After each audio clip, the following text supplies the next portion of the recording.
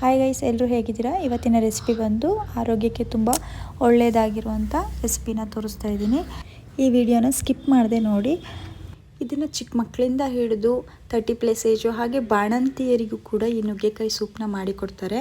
ಬೆನ್ನೋವು ಇರ್ಬೋದು, ಎಲ್ಲದು ಕಡಿಮೆ ಆಗಲಿ ಅಂತ. ಇದು ಹೇಗೆ ಮಾಡೋದು ಅಂತ ನೋಡೋಣ. ಅದಕ್ಕೂ ಮುಂಚೆ ಯಾರು ನನ್ನ ಚಾನಲ್ನ ಸಬ್ಸ್ಕ್ರೈಬ್ ಮಾಡ್ಕೊಂಡಿಲ್ಲ, ಸಬ್ಸ್ಕ್ರೈಬ್ ಮಾಡ್ಕೊಳ್ಳಿ, ಲೈಕ್ ಮಾಡಿ ಹಾಗೆ ಶೇರ್ ಮಾಡಿ.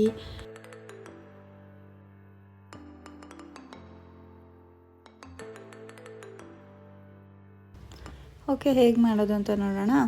ನಾನು ಫಸ್ಟಿಗೆ ನುಗ್ಗೆಕಾಯಿನ ಮೇಲ್ಗಡೆ ಸ್ವಲ್ಪ ತಿಪ್ಪೆನ ತೆಗೆದುಬಿಟ್ಟು ಅದನ್ನು ಕಟ್ ಮಾಡಿ ವಾಶ್ ಮಾಡ್ಕೊಂಬಿಟ್ಟು ಅದನ್ನು ಇಟ್ಕೊಂಡಿದ್ದೆ. ಅದನ್ನು ಇವಾಗ ನಾನು ಒಂದು ಕುಕ್ಕರ್ಗೆ ಹಾಕ್ಕೊಳ್ತಾ ಇದ್ದೀನಿ. ಕುಕ್ಕರ್ಗೆ ಹಾಕ್ಕೊಂಬಿಟ್ಟು ಒಂದು 1/2 ಲೀಟರ್ ಆಗೋಷ್ಟು ನೀರನ್ನ ಹಾಕ್ಕೊಳ್ತಾ ಇದ್ದೀನಿ. ನಾನಿಲ್ಲಿ ನುಗ್ಗೆಕಾಯಿನ 4 ತೊಗೊಂಡಿದ್ದೀನಿ. ನೀರನ್ನ ಹಾಕ್ಕೊಂಬಿಟ್ಟು ಇದಕ್ಕೆ ಸ್ವಲ್ಪ ಉಪ್ಪನ್ನ ಹಾಕ್ತಾಯಿದ್ದೀನಿ. ನಾನು ಕಲ್ಲುಪ್ಪನ್ನ ಯೂಸ್ ಮಾಡ್ತಾಯಿದ್ದೀನಿ. ಕಲ್ಲುಪ್ಪನ್ನ ಹಾಕ್ಕೊಬಿಟ್ಟು ಕುಕ್ಕರ್ ಲಿಡ್ನ ಕ್ಲೋಸ್ ಮಾಡಿಕೊಂಡು ಒಂದು 4 ವಿಷಲ್ನ ಹೊಡ್ಸ್ಕೋಬೇಕಾಗತ್ತೆ. ಈ ನುಗ್ಗೆಕಾಯಿ ಸೂಪು ಆರೋಗ್ಯಕ್ಕೆ ತುಂಬ ಒಳ್ಳೆಯದು. ಅದರಲ್ಲೂ ಮಹಿಳೆಯರಿಗಂತೂ ಇದು ತುಂಬ ಒಳ್ಳೆಯದು ಅಂತ ಹೇಳ್ತಾರೆ. ಅದು ಬಾಣಂತನದಲ್ಲಿ ಈ ನುಗ್ಗೆಕಾಯಿ ಸೂಪನ್ನ ಕುಡಿಯೋದ್ರಿಂದ ಮುಂದೆ ಸೊಂಟ ನೋವುಗಳೆಲ್ಲ ಬರುವುದಿಲ್ಲ ಅಂತ ಹೇಳ್ತಾರೆ. ನೋಡಿ, ಇವಾಗ 4 ವಿಷಲ್ ಆಗಿದೆ. ಇದನ್ನು ಲಿಡ್ನ ಓಪನ್ ಮಾಡಿಬಿಟ್ಟು ಈ ನುಗ್ಗೆಕಾಯಿಗಳನ್ನೆಲ್ಲ ಸಪ್ರೇಟ್ ಮಾಡಿ ಎತ್ತಿಟ್ಕೊಂಡು ಈ ರಸನ ಮಾತ್ರ ಅದರಲ್ಲೇ ಇಟ್ಕೊಳ್ತಾ ಇದ್ದೀನಿ. ಇದು ಸ್ವಲ್ಪ ಆರೋದಕ್ಕೆ ಬಿಡಬೇಕಾಗತ್ತೆ ನುಗ್ಗೆಕಾಯಿನ.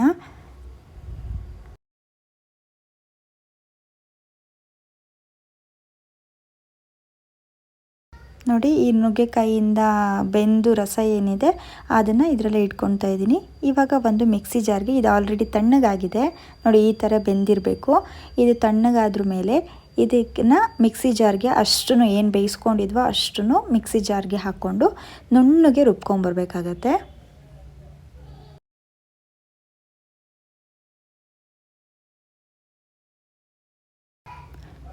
ನೋಡಿ, ಈ ಥರ ರುಬ್ಕೊಂಬರ್ಬೇಕು ಫುಲ್ಲು ನುಣ್ಣಗೆ.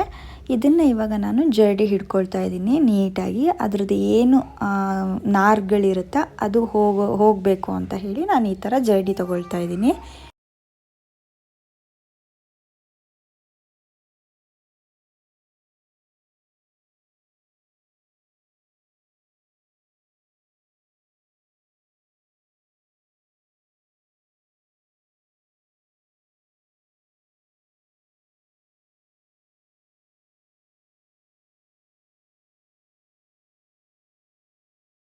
ನೋಡಿ, ಇದನ್ನು ಸೋಸ್ಕೊಂಡಾಗಿದೆ, ಇಷ್ಟು ರಸ ಸಿಕ್ಕಿದೆ.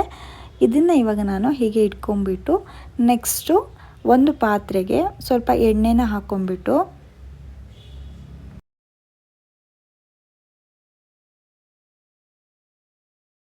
ಈ ಎಣ್ಣೆ ಕಾದ್ಮೇಲೆ ಬೆಳ್ಳುಳ್ಳಿದು ಸಿಪ್ಪೆ ಏನಿದೆ ಅದನ್ನ ತೆಗೆದ್ಬಿಟ್ಟು ಸಣ್ಣದಾಗಿ ಬೆಳ್ಳುಳ್ಳಿನ ಕಟ್ ಮಾಡಿ ಇಟ್ಕೊಂಡಿದ್ದೀನಿ.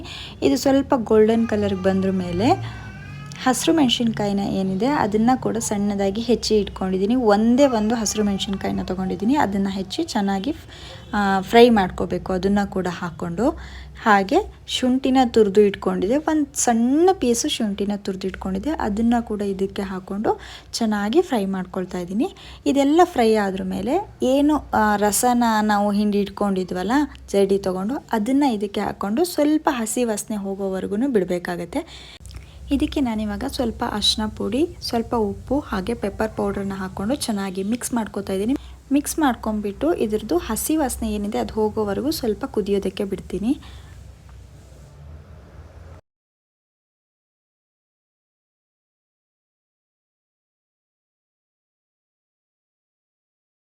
ನೋಡಿ, ಇದು ಆಲ್ರೆಡಿ ಕುದೀತಾ ಇದೆ. ಇದನ್ನು ನಾನು ಅದರಲ್ಲೇ ನೀರಿತ್ತಲ್ವ ಕುಕ್ಕರಲ್ಲಿ ಬೇಯಿಸಿದ್ದು, ಆ ನೀರನ್ನ ಕೂಡ ಇದಕ್ಕೆ ಹಾಕ್ಕೊಂಡು ಇನ್ನೂ ಜಾಸ್ತಿ ಸ್ವಲ್ಪ ನೀರು ಬೇಕು ಅಂತ ಅನಿಸಿದರೆ ಇದಕ್ಕೆ ಸ್ವಲ್ಪ ನೀರು ಆ್ಯಡ್ ಮಾಡ್ಕೋಬೋದು ನೀವು. ನನಗೆ ಇಷ್ಟೇ ಸಾಕು. ಸೊ ಇದಕ್ಕೆ ಸ್ವಲ್ಪ ನೀರನ್ನ ಆ್ಯಡ್ ಮಾಡ್ಕೊಂಬಿಟ್ಟು ಇದನ್ನು ಚೆನ್ನಾಗಿ ಕುದಿಯೋಕ್ಕೆ ಬಿಡ್ತಾಯಿದ್ದೀನಿ.